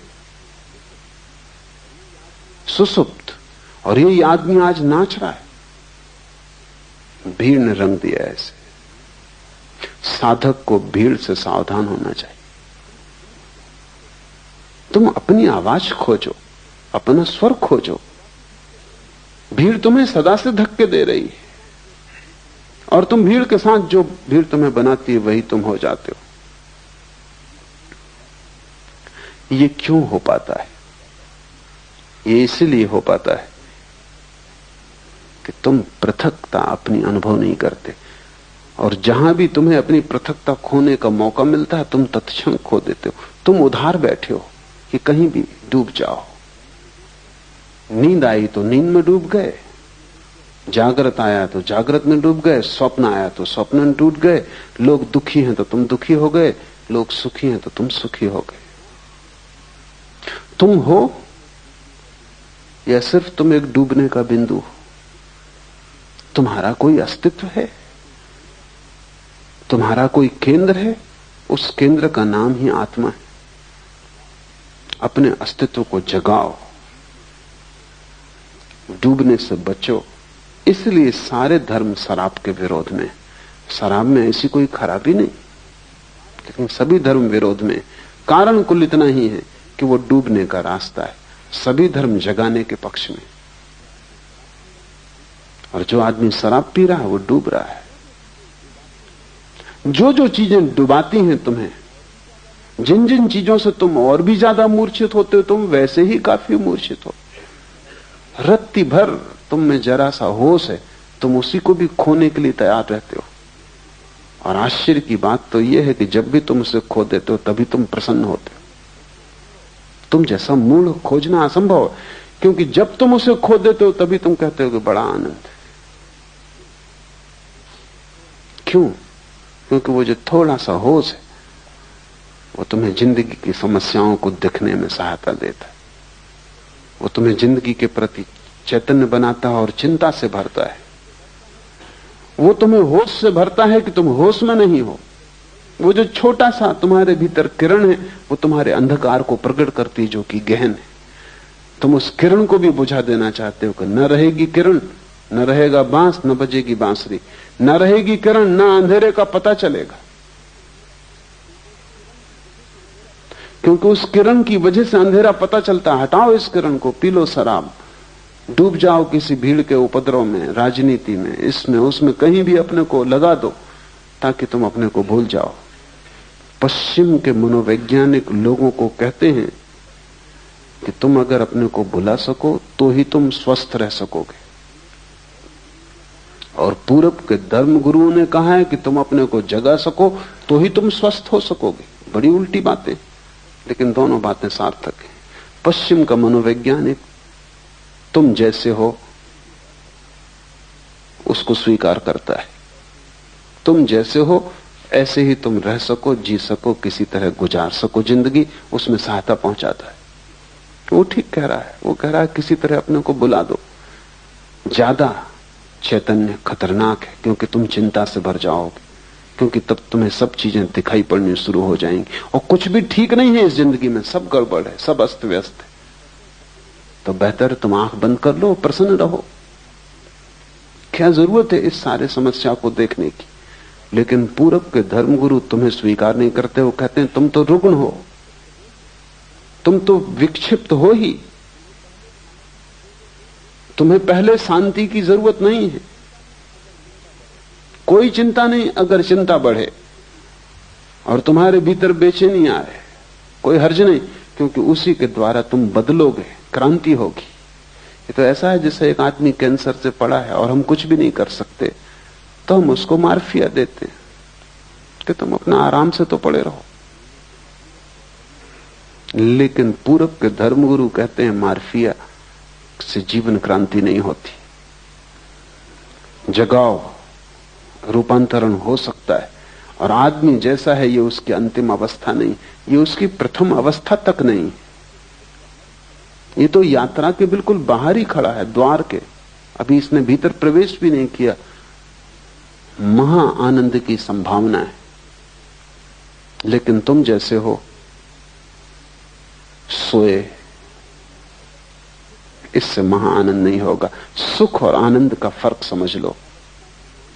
सुख उस अवस्था का नाम है जब तुम्हारे भीतर जो छोटी सी किरण जाग गई है वो भी सो जाती, तब तुम्हें कोई दुख पता नहीं चलता। आनंद उस अवस्था का नाम है जब तुम्हारे भीतर जो छोटी सी किरण है वो महासूर्य हो जाती और अंधकार पूरा खो जाता है। सुख नकारात्मक निगेटिव है, दुख का पता न चलना। तुम्हारे सिर में दर्द है, एस्प्रो की टिकिया सुख है, आनंद नहीं, क्योंकि एस्प्रो की टिकिया तुम्हें सिर्फ दर्द पता नहीं चलने देती, वो तुम्हें बेहोशी दे देती। तुम बीमार हो, तुम परेशान हो, जिंदगी चिंता से भरी है, तुम शराब पी लेते हो, फिर सब ठीक है। दुखी शराबी जाता है शराब घर की तरफ, लौटता है नाचता गाता। तुम्हारी जो छोटी सी प्रकाश की किरण है, उसे खोकर तुम सुख खरीदते हो, उससे तुम्हें आनंद कभी भी ना मिलेगा, क्योंकि सुख सिर्फ दुख का भूल जाना है, विस्मरण, और आनंद आत्मा का स्मरण है, वो भूल जाना नहीं है, वो पूरी स्मृति है। कबीर ने उसे सुरति कहा है, वो पूर्ण स्मरण है। ये सूत्र तुम्हें पूर्ण स्मरण की तरफ ले जाएंगे। तो ध्यान रखना, जो चीज बेहोश करती हो उससे बचना। और बेहोश करने के इतने सुगम उपाय हैं कि तुम्हें पता भी नहीं, तुम उनमें इतने ज्यादा ग्रस्त हो गए हो कि तुम्हें ख्याल भी नहीं। एक आदमी खाने के पीछे पागल है, वो खाता ही रहता है, तुम्हें ख्याल नहीं है कि वो खाने से शराब का उपयोग कर रहा है। ज्यादा भोजन निद्रा लाता है, ज्यादा भोजन सुसुप्ति देता है। इसलिए अगर किसी दिन तुमने उपवास किया तो रात तुम सो ना सकोगे, क्योंकि भोजन की एक अपनी तंद्रा है। तो जो आदमी 24 घंटे खाने में लगा है, वो खाने के माध्यम से बेहोशी खोज रहा है। एक आदमी महत्वाकांक्षा की यात्रा में लगा है, वो कहता है कि जब तक करोड़ रुपए न हो तब तक मैं रुकने वाला नहीं। तब तक वो दीवाने की तरह लगा है, सुबह हो, रात हो, दिन हो, अंधेरा हो, उजेला हो, कुछ फिक्र नहीं। उसके मन में एक गणित चल रहा है, 1 करोड़। उस एक गणित के प्रति समर्पित है, उसे कोई चिंता नहीं घेरती, उसे कोई चिंता नहीं, बस उसको 1 करोड़। उसको चिंता उस दिन घेरेगी जब 1 करोड़ पाने में सफल हो जाए, तब अचानक वो पाएगा कि बेकार गए, अब क्या करना है। मैंने सुना है पागल खाने में 3 आदमी बंद थे एक ही कोठरी में, क्योंकि एक ही साथ पागल हुए थे, तीनों पुराने साथी थे, एक दूसरे को रंग दिया होगा।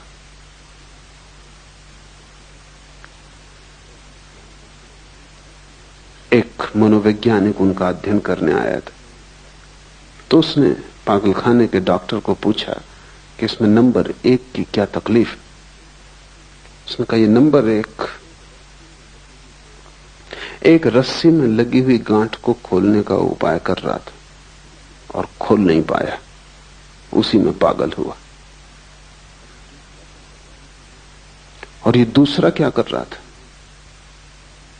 कि ये भी वही गांठ खोल रहा था रस्सी में लगी, और खोलने में सफल हो गया और इसीलिए पागल हुआ। वो मनोवैज्ञानिक थोड़ा हैरान हुआ। उसने कहा, ये तीसरे सज्जन? उसने कहा, ये वो सज्जन है जिनने गांठ लगाई थी।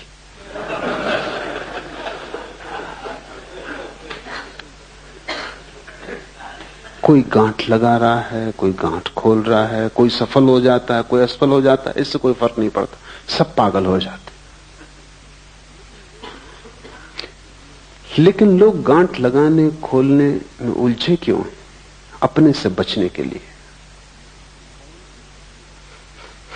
स्वयं से बचने की तरकीबें, नहीं तो स्वयं का सामना करना पड़ेगा। न कोई महत्वाकांक्षा है, न दिल्ली जाना है, न कोई राजनीति करनी है, न कोई चुनाव लड़ना है, न धन कमाने का कोई पागलपन है। फिर आप अपने से कैसे बचोगे? फिर कहीं ना कहीं खुद से मिलना हो जाएगा। वो भय कि कहीं खुद से मिलना ना हो जाए, उससे हाथ पैर कपते।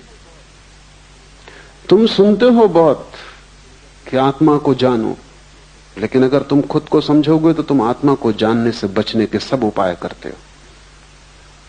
कहते हैं बुद्ध पुरुष कि आत्मा को जानने से महा आनंद की वर्षा होती, अमृत बरसता है। कबीर कहते हैं कि बादल गरजते हैं अमृत के और अमृत बरसता है। लेकिन ये घटना बहुत अंत में घटती है, पहले तो बहुत दुख से गुजरना पड़ता है।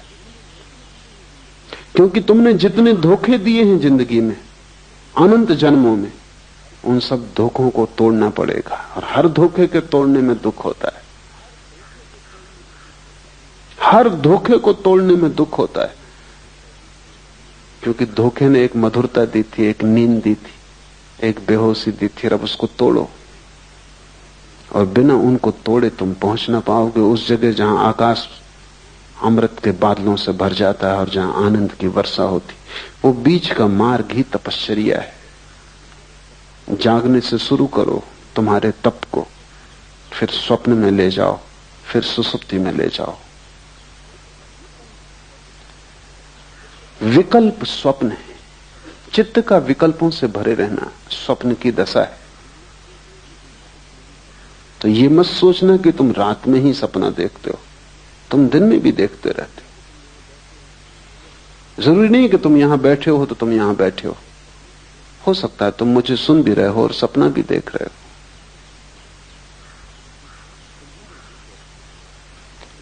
तुम्हारे भीतर 24 घंटे एक अंतर्धारा सपने की चलती रहती। जागने में भी भीतर तो एक सपना तुम्हें घेरे ही रहता है, कुछ ना कुछ चलता ही रहता है। कभी भी आंख बंद करो और तुम पाओगे कि भीतर कुछ चल रहा है। यह हालत ऐसी है जैसे दिन में, रात में तो आकाश में तारे दिखाई पड़ते हैं, दिन में दिखाई नहीं पड़ते क्योंकि सूरज के प्रकाश में ढक जाते। इससे तुम ये मत समझना कि खो जाते, वो अपनी जगह है, खोएंगे कहां, जाएंगे कहां। तुम किसी गहरे कुएं में चले जाना और गहरे कुएं में से खड़े होकर दिन में देखना तो तुम्हें तारे आकाश में दिन में भी दिखाई पड़ जाएंगे, क्योंकि तारों को देखने के लिए अंधेरा चाहिए। सूरज की रोशनी की वजह से तारे दिखाई नहीं पड़ते। यही हालत स्वप्न की है। रात में ही सपने दिखाई पड़ते हैं ऐसा नहीं है, लेकिन रात का अंधकार चाहिए, आंख बंद हो तो दिखाई पड़ते। दिन में आंखें खुली हैं, 25 और काम करने जरूरी हैं। सपने तो भीतर बने रहते हैं, दिखाई नहीं पड़ते। दिन में भी तुम अगर आराम कुर्सी पर आंख बंद करके बैठ जाओ, तत्क्षण दिवा स्वप्न शुरू हो जाएगा। वो चल ही रहा था, वो भीतर चलता ही रहता है, उसका एक अंतर सूत्र है। इस अंतर सूत्र को तोड़ना बहुत जरूरी, क्योंकि दिन में तुम तोड़ सको तो रात में तोड़ पाओगे, दिन में ही ना तोड़ सके तो रात में कैसे तोड़ोगे। सभी मंत्रों का उपयोग इस अंतर सूत्र को तोड़ने के लिए किया जाता है। जैसे कि कोई एक आदमी को मंत्र दे दिया उसके गुरु ने कि तू काम कर, बाजार जा, सामान बेच, खरीद, लेकिन भीतर राम राम राम की अंतर्ध्वनि चलने दे। ये क्या है?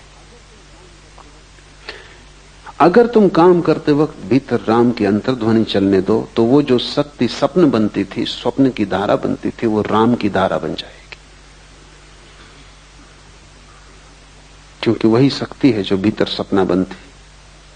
तो भीतर तुमने एक अपना ही सपना पैदा कर लिया, राम राम राम राम। बाहर तुम सब काम करते हो और भीतर तुम राम का अनुस्मरण करते हो। तो वो जो शक्ति तुम्हारे भीतर खाली पड़ी सपना देखती थी, वो राम का स्मरण बन जाएगी। इससे कुछ राम नहीं मिल जाएंगे, लेकिन सपने के तोड़ने में सहायता मिलेगी।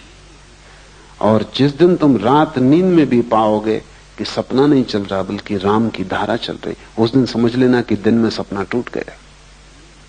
तो मंत्र की सफलता नींद में पता चलती, दिन में पता नहीं चलती। कैसे पता चलेगी? अगर तुम दिन भर राम का जप करते रहे हो तो रात सोते समय सपना पैदा नहीं होगा, राम की धारा चलेगी। ये धारा इतनी सघन हो सकती है कि तुम कल्पना भी नहीं कर सकते। स्वामी राम राम राम जपते रहते थे। तो एक रात हिमालय में ठहरे वो अपने एक मित्र के पास, सरदार पूर्ण सिंह के पास, अकेली कोठरी में थे। दूर पहाड़ में बनी कोठी थी, वहां कोई पास था भी नहीं, मीलों तक। सरदार पूर्ण सिंह को कुछ नींद नहीं आई, कुछ मच्छर थे, कुछ गर्मी थी। तो वो बड़े हैरान हुए कि राम राम राम की आवाज चल रही कोठरी में। स्वामी राम तो सो गए। तो वो उठे, थोड़ा भय भी लगा कि यहां कोई तीसरा आदमी तो है नहीं, और ये राम की आवाज। तो दिया लेके सब तरफ देखा है, बाहर कोई भी नहीं है। कमरे में फिर आए तो और हैरानी हुई कि बाहर आवाज कम सुनाई पड़ती, कमरे में ज्यादा सुनाई पड़ती। और जैसे राम की खाट के पास पहुंचे तो आवाज और ज्यादा सुनाई पड़ने लगी। तो उन्होंने दिए से राम को देखा कि कहीं वो जाग के राम का स्मरण तो नहीं कर रहे हैं। तो वो तो गहरी नींद में सो रहे हैं, गर्राटा आ रहा। तो वो बहुत हैरान हुए, करीब आके बैठ गए, कान लगा के सुनने लगे। पूरे शरीर के रोए रोए से राम की आवाज आ रही।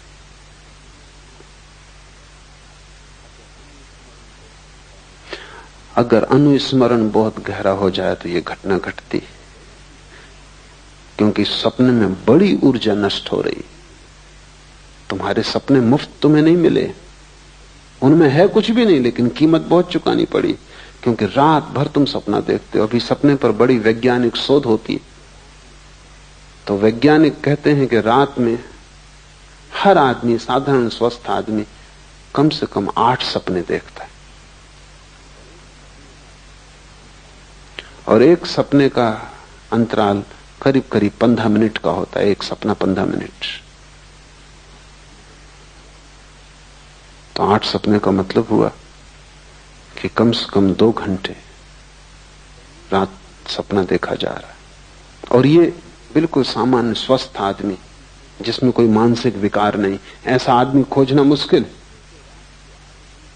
आम आदमी तो रात के 8 घंटे की नींद में करीब करीब 6 घंटे सपना देखता है।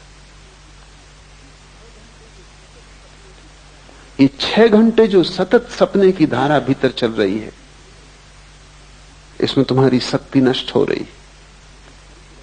ये मुफ्त नहीं है, ये तुम खरीद रहे हो अपने जीवन को देकर। मंत्र इस शक्ति को राम में केंद्रित कर लेता है, या कृष्ण में, या क्राइस्ट में, या ओंकार में। कोई भी शब्द काम दे देगा, कोई जरूरत नहीं भगवान का नाम, खुद का नाम भी अगर तुमने दोहराया तो काम दे देगा। अंग्रेज कवि हुआ टेनिसन, उसने अपने संस्मरणों में लिखा है कि मुझे बचपन से ही न मालूम कैसे ये हो गया कि जब मुझे नींद ना आती थी तो मैं अपने को जोर जोर से कहता था टेनिसन टेनिसन टेनिसन, और मुझे नींद आ जाती। फिर मुझे तरकीब हाथ पड़ गई कि जब भी मैं बेचैन होता तो मैं भीतर कहता टेनिसन टेनिसन टेनिसन, मेरी बेचैनी खो जाती। फिर मैंने इसका मंत्र बना लिया। अपना ही नाम भी अगर तुम लोगे तो उतना ही लाभ हो सकता है, हालांकि होगा नहीं, क्योंकि तुम्हें अपने नाम पर उतना भरोसा नहीं हो सकता।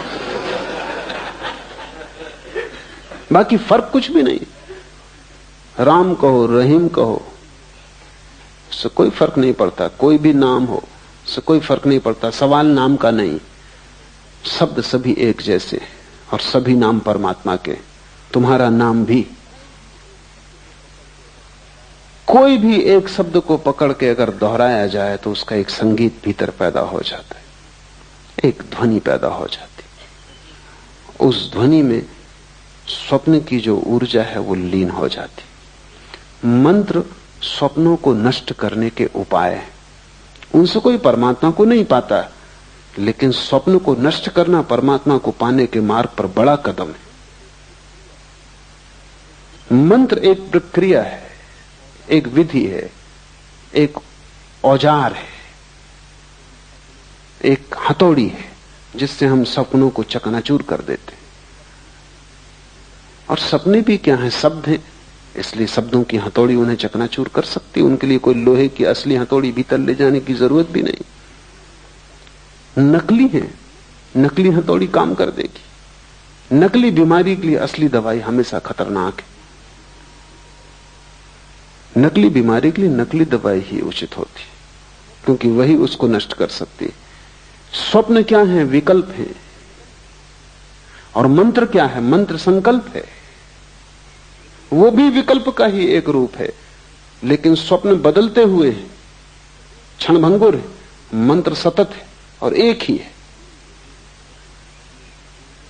धीरे धीरे सभी स्वप्नों की ऊर्जा मंत्र में लीन हो जाती। और जिस दिन रात्रि में नींद में भी स्वप्न ना आए, मंत्र चलने लगे, तुम समझना कि तुमने स्वप्न पर विजय पा ली। तुम समझना कि तुम्हारा सपना टूटा। सत्य शुरू हुआ, उसके बाद सुसुप्ति में प्रवेश हो सकता है। लेकिन तुम उल्टा ही कर रहे हो, तुम विकल्पों को शक्ति देते हो। तुम्हारे भीतर व्यर्थ के विचार चलते हैं, उनको भी तुम साथ देते हो। बैठे हो खाली तो यही सोचने लगते हो कि अगले इलेक्शन में खड़े हो जाएं। फिर सपना शुरू हुआ, फिर राष्ट्रपति से हुए बिना काम नहीं चलेगा। फिर तुम सपने में राष्ट्रपति हो जाते हो, स्वागत समारोह हो रहे हैं और तुम इस सबको रस ले रहे हो, और तुम कभी भी नहीं सोचते कैसी मूढ़ता है, क्या तुम कर रहे हो।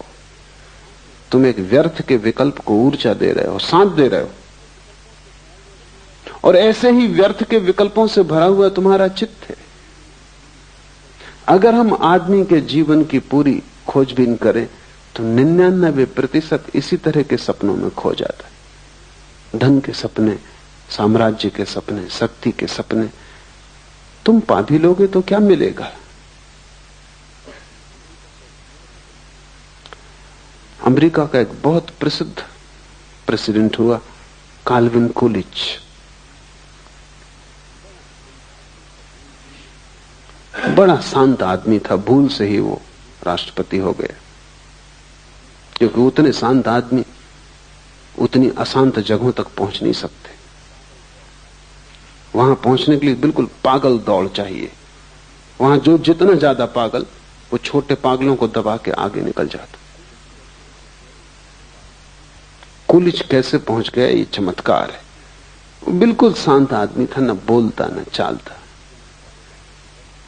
कहते हैं किसी किसी दिन ऐसा हो जाता कि 10-5 शब्दों से ज्यादा ना बोलता।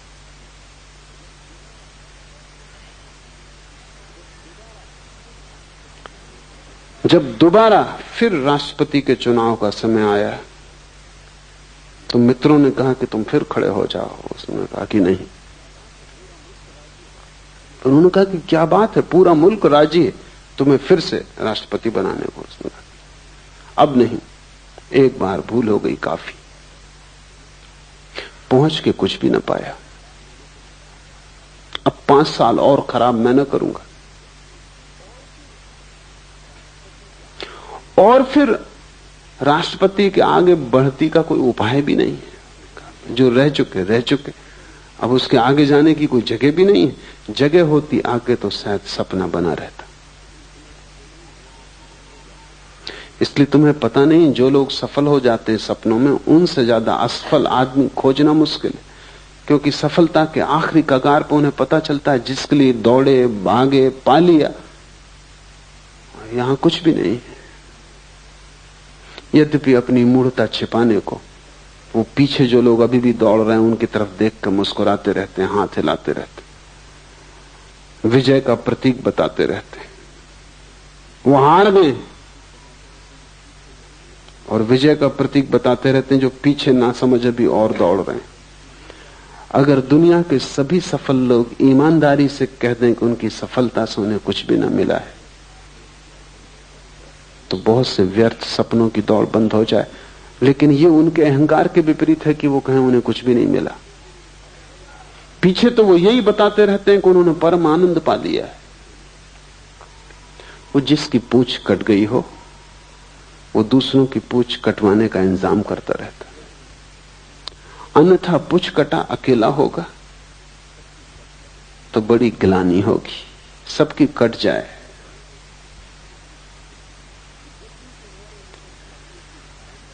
जब भी तुम्हारे भीतर स्वप्न की धारा चले तब जरा जग के देखना कि क्या तुम कर रहे हो। बच्चे शेक्सपियर की कहानियां पढ़ते हैं, वो सब कहानियां तुम्हारे संबंध में।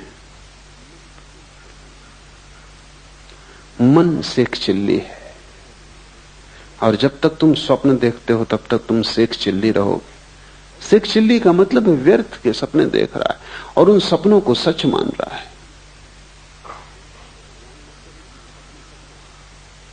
भगवान न करे कि वो सपने सच हो जाएं, क्योंकि उनको सच करने में बड़ी शक्ति लगानी पड़ेगी और जब वे सच हो जाएंगे तब तुम पाओगे उनसे कुछ भी न पाया। हाथ राख लगती है सदा। इस संसार की सभी सफलताएं राख में बदल जाती, लेकिन जब तक राख हाथ में आती तब तक जीवन हाथ से निकल चुका होता है, लौटने का उपाय नहीं होता।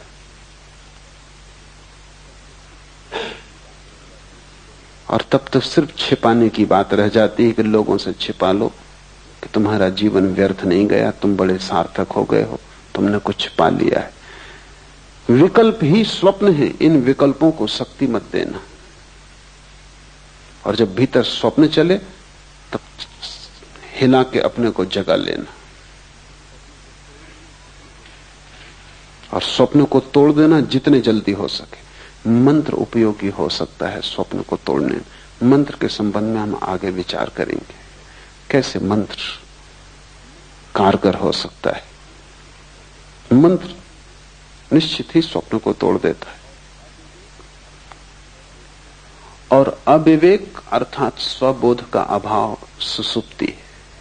और जहां सभी कुछ खो जाता है, कोई विवेक न रह जाता, कोई होश नहीं रह जाता, न बाहर का कोई होश न भीतर का कोई होश। जहां तुम सिर्फ एक चट्टान की भांति हो जाते हो गहन तंद्रा में। लेकिन तुम देखो कि तुम्हारा जीवन कैसा उपद्रव होगा, क्योंकि जब भी तुम गहरी तंद्रा में हो जाते हो तभी सुबह उठ के तुम कहते हो कि रात बड़ी आनंददायी नींद आई। थोड़ी देर सोचो कि तुम्हारा जीवन कैसा नरक होगा कि तुम्हें सिर्फ नींद में सुख आता है। बेहोशी में भर सुख आता है, बाकी तुम्हारा जीवन एकदम दुख ही दुख है। अच्छी नींद आ जाती तो तुम कहते हो काफी हो गए, और नींद का अर्थ है बेहोशी। लेकिन ठीक ही है, तुम्हारे लिए काफी हो गया, क्योंकि तुम्हारी पूरी जिंदगी सिर्फ चिंता, तनाव, बेचैनी के अतिरिक्त और कुछ भी नहीं। उसमें तुम आराम कर लेते हो थोड़ी देर के लिए तो तुम समझते हो सब पा लिया, जबकि वहां कुछ भी नहीं है। नींद का अर्थ है कि जहां कुछ भी नहीं है, न बाहर का जगत है न भीतर का जगत है, जहां सब अंधकार में खो गया। हां, लेकिन विश्राम मिल जाता है। विश्राम लेके भी तुम क्या करोगे? सुबह तुम फिर उसी दौड़ में लगोगे। विश्राम से जो शक्ति तुम्हें मिलती है तुम उसे नए तनाव बनाने में लगाओगे, नई चिंताएं डालोगे। रोज तुम विश्राम करोगे और रोज तुम नई चिंताएं डालोगे। काश तुम इतनी सी ही बात समझ लो कि नींद में जब इतना आनंद मिलता है, बेहोश तंद्रा में जब इतना आनंद मिलता है, क्यों? क्योंकि वहां कोई तनाव नहीं, वहां कोई चिंता नहीं, वहां तुम भूल गए सब उपद्रव।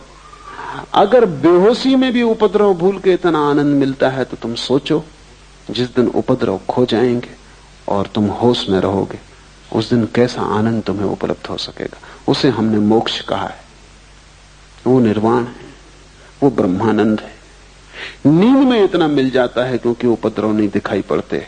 तो जब उपद्रव सच में ही खो जाते, तनाव सच में ही विसर्जित हो जाते, और तुम 24 घंटे उतने विश्राम में रहने लगते हो जैसी गहरी निद्रा में कभी कभी कोई व्यक्ति पहुंचता है, जब वैसी 24 घंटा सतत तुम्हारी शांत स्थिति बनी रहती, तब तुम्हें कैसे आनंद के राज्य का अनुभव नहीं होगा। उसे थोड़ा सोचो, क्योंकि समाधि सुसुप्ति जैसी है, सिर्फ एक फर्क है उसमें कि वहां होश है। तुरीयावस्था सुसुप्ति जैसी है, सिर्फ एक फर्क है कि वहां प्रकाश है और सुसुप्ति में अंधकार है। समझो कि तुम्हें एक स्ट्रेचर पर बेहोश अवस्था में इस बगीचे में लाया जाए, सूरज की किरणें तुम्हें छुएंगी, क्योंकि सूरज की किरणें बेहोश नहीं, बेहोश तुम हो। हवाओं के झोंके तुम्हारे ऊपर से गुजरेंगे, हल्की थपकियां देंगे, क्योंकि वे बेहोश नहीं, बेहोश तुम हो।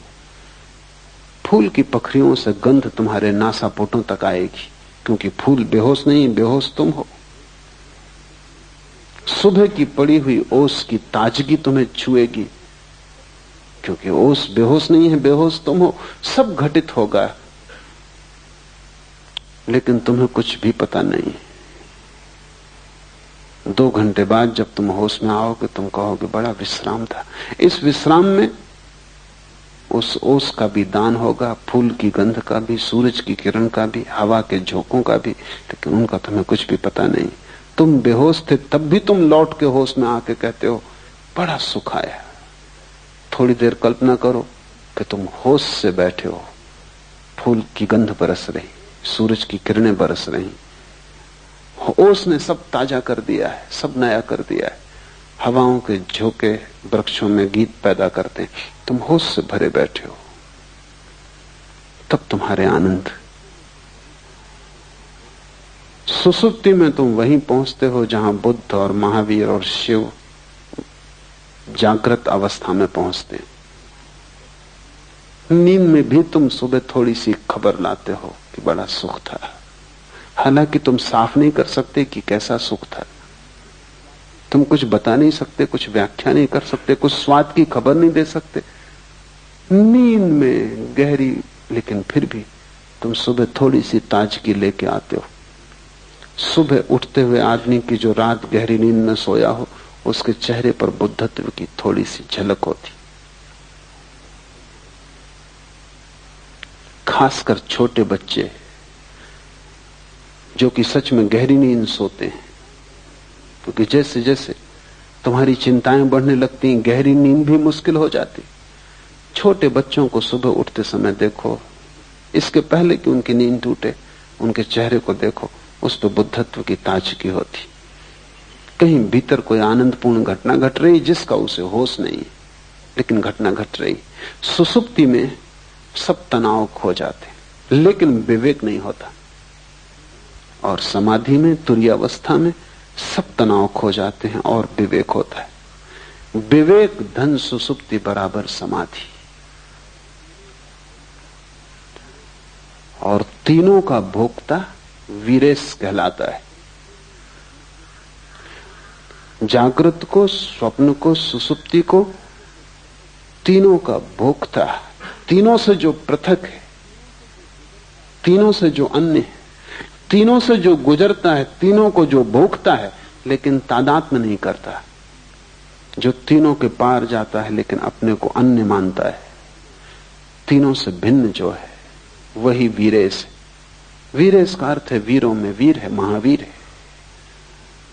वीरेश शिव का एक नाम है। हमने महावीर उन्हीं पुरुषों को कहा जिन्होंने समाधि पा ली।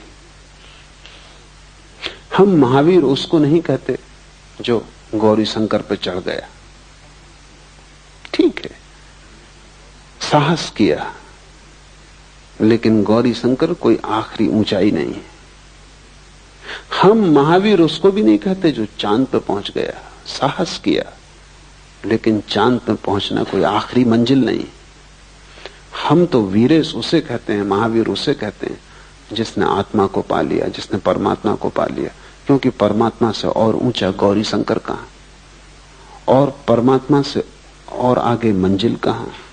जिसने आखिरी पा लिया, हम उसी को महावीर कहते हैं। उससे कम पर हम राजी नहीं है, क्योंकि चांद पे पहुंच के क्या होगा।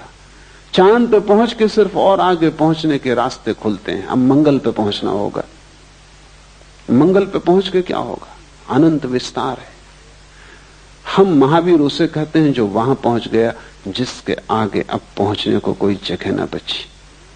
और क्यों कहते हैं महावीर उसे? क्योंकि उससे बड़ा कोई दुस्साहस नहीं, स्वयं को पा लेने से बड़ा कोई दुस्साहस नहीं, उससे बड़ी कोई साहसिक अभियान नहीं है। क्योंकि उसके मार्ग पर जितनी कठिनाइयां हैं उतनी कठिनाइयां किसी मार्ग पर नहीं। उस तक पहुंचने में जितनी तपश्चर्या से तुम्हें गुजरना पड़ेगा और कहीं पहुंचने में वैसी तपश्चर्या से नहीं गुजरना पड़ता।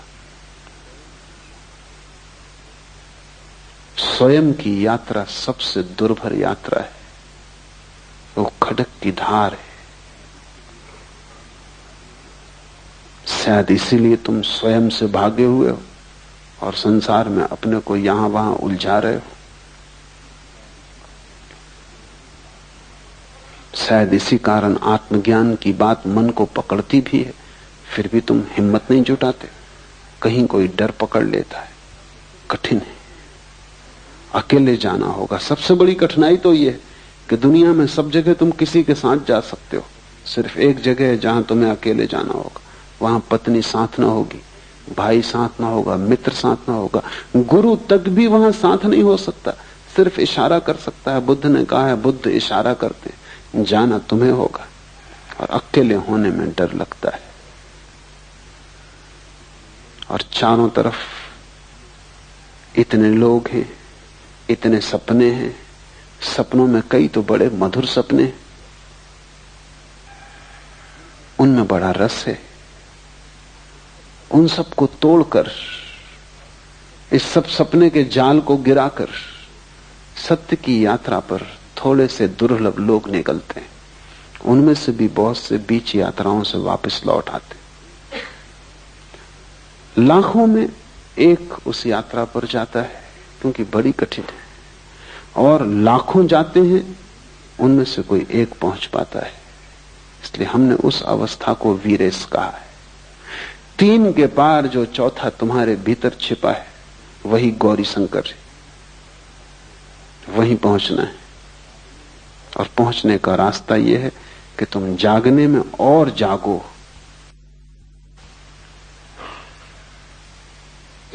अभी तुम कुनकुने हो, जलती हुई लपट हो जाओ जागरण की, ताकि ये लपट स्वप्न में प्रवेश कर जाए। स्वप्न में भी जागो ताकि स्वप्न टूट जाएं। स्वप्न में इतने जागो कि जागने की एक किरण सुसुप्ति में भी पहुंच जाए। बस जिस दिन तुम सुसुप्ति में दिया लेके पहुंच गए, तुमने वीरेश होने का द्वार खोल लिया। तुमने मंदिर पर पहली दस्तक दी। अनंत आनंद है, लेकिन बीच का मार्ग चलना ही पड़े, कीमत चुकानी ही पड़े। और जितना बड़ा आनंद पाना हो, उतनी बड़ी कीमत चुकानी पड़ेगी। सस्ता कोई सौदा नहीं हो सकता। बहुत लोग सस्ते सौदे की कोशिश भी करते हैं। बहुत लोग शॉर्टकट खोजते हैं। उनको शोषण करने वाले गुरु भी मिल जाते हैं जो कहते हैं कि बस इससे सब हो जाएगा, कि तुम ये ताबीज बांध लो, कि तुम मुझ पे भरोसा रखो, बस कि तुम दान कर दो, पुण्य कर दो, कि तुम मंदिर बना दो। ये सब सस्ती बातें हैं, इनसे कुछ हल होने वाला नहीं। इनसे सिर्फ तुम धोखे में पड़ते हो। यात्रा करनी ही पड़ेगी। फिर और भी सस्ते मार्ग खोजने वाले लोग, कोई गांजा पी के सोचता है समाधि लग गई,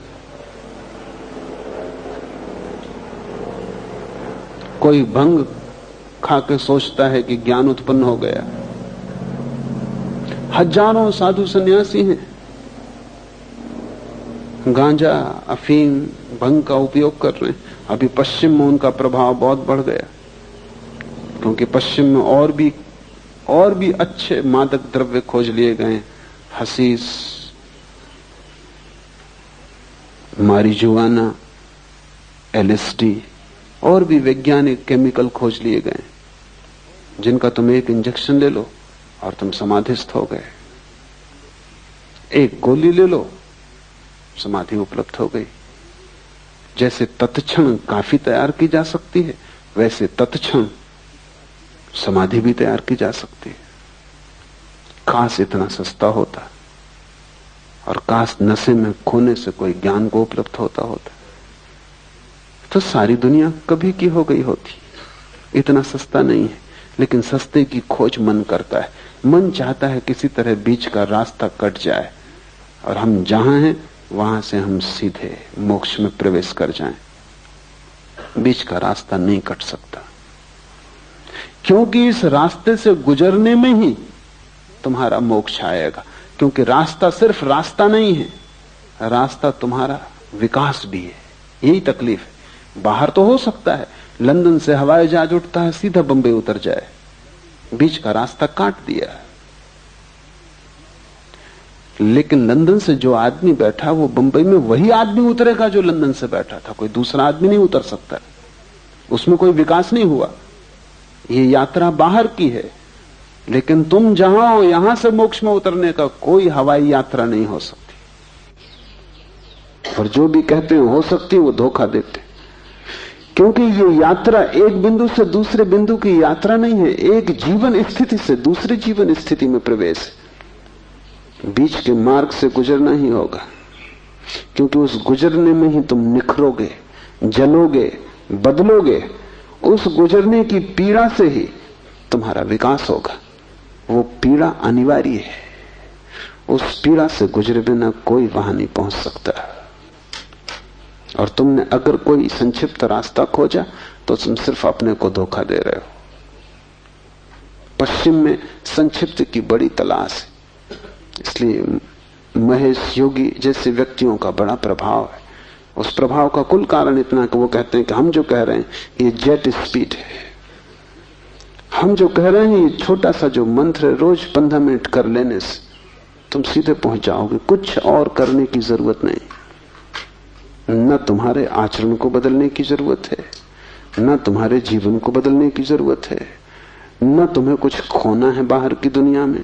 कुछ करना नहीं है, बस तुम्हें बैठ के 15 मिनट विश्राम करके ये मंत्र का जाप कर लेना।